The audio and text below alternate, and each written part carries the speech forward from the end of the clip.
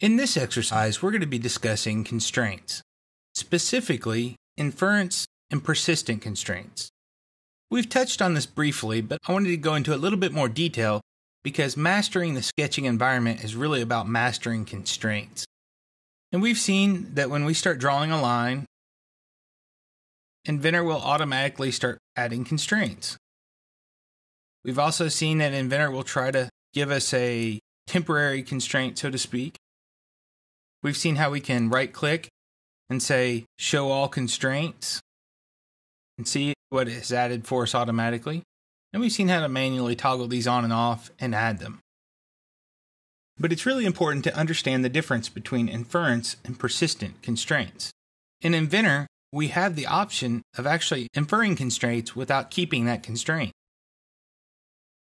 If I were to start drawing,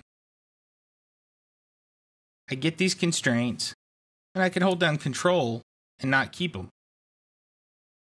But what if I want it to be perpendicular or parallel, but I just don't want it to remember that? Underneath the Constraint tab, I have the option to toggle on and off Constraint Persistence. What that means is, whenever I come in here and draw, and I see that it's parallel, or that I see that it's perpendicular, and I get done, and I go to F8 to show all constraints, those constraints are not there.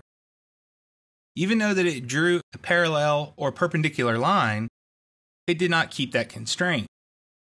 When you get into very complex sketching and you want to be able to add flexibility to your sketches, then it's important to not have these completely locked down.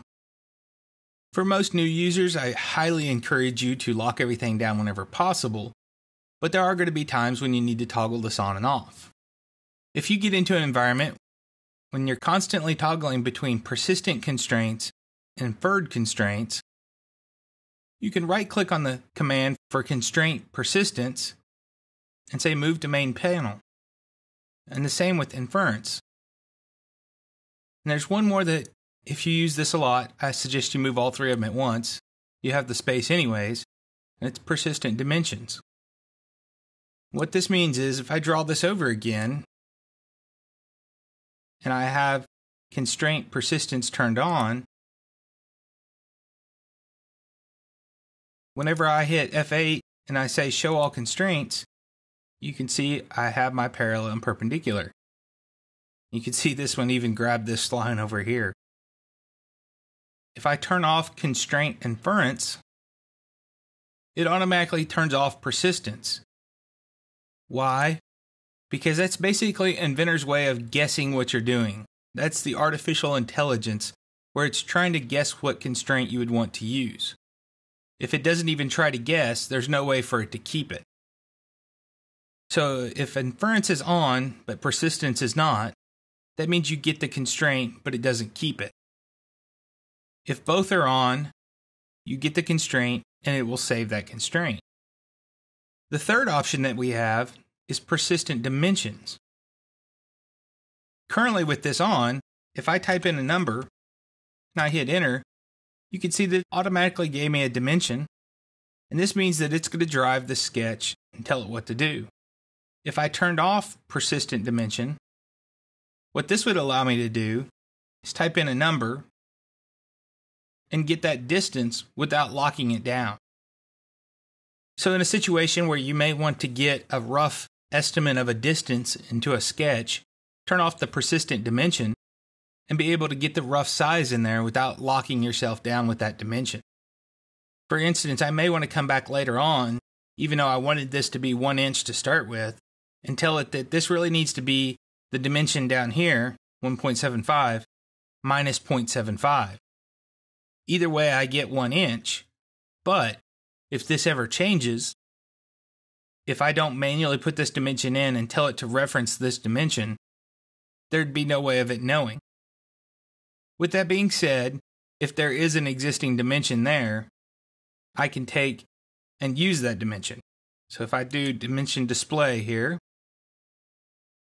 as I start sketching, I can say that D0 minus 0.5 is what the dimension should be. The reason I may not want to keep this as I sketch this out is because I may actually want to reference a dimension that is created later on. So if I have dimension 5 that I want this line to be referenced to, and dimension 5 doesn't exist yet, I can't type in d5 minus 0.5. So what I would do is I would sketch it out completely, I would add all the dimensions, and then I'd come back and add this dimension after I added the driving dimension. But at the same time, I may want to give it a rough estimate of what size it is, and that's where persistent dimensions come in. So remember, inference is kind of like O-snaps in AutoCAD, and then persistence is whether or not it remembers that parametrically. Now, just like O-snaps in AutoCAD, for those of you who are familiar with that program, you have the option of turning on some or all of those constraints. If I right-click and I come down to Constraint Options, I will actually get this dialog that asks me what constraints I want to leave on or what constraints I want to leave off. In AutoCAD, in the past, if you had all your constraints on when you were running OSnap, AutoCAD would just go crazy and it would be very hard for the program to tell what you were trying to snap to. Inventor is much better at this. If you need to temporarily turn this off by holding down Control, that's one of the better ways of doing it. If there is something that gets in your way a lot, you can come in here and toggle one of these off. I suggest that you leave all of these on most of the time because Inventor will figure it out for us. That's where when we get into sketching, we can tell it what line we're talking about. If I clean the plate here, and I start sketching, and I determine that Inventor's not using the line I want to use to reference, I can just come up and rub on it. We discussed this in an earlier lesson.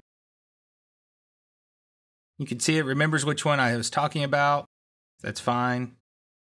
I can say, no, I want it to be this line. Or no, I want it to be this line. And Inventor will actually change the focus.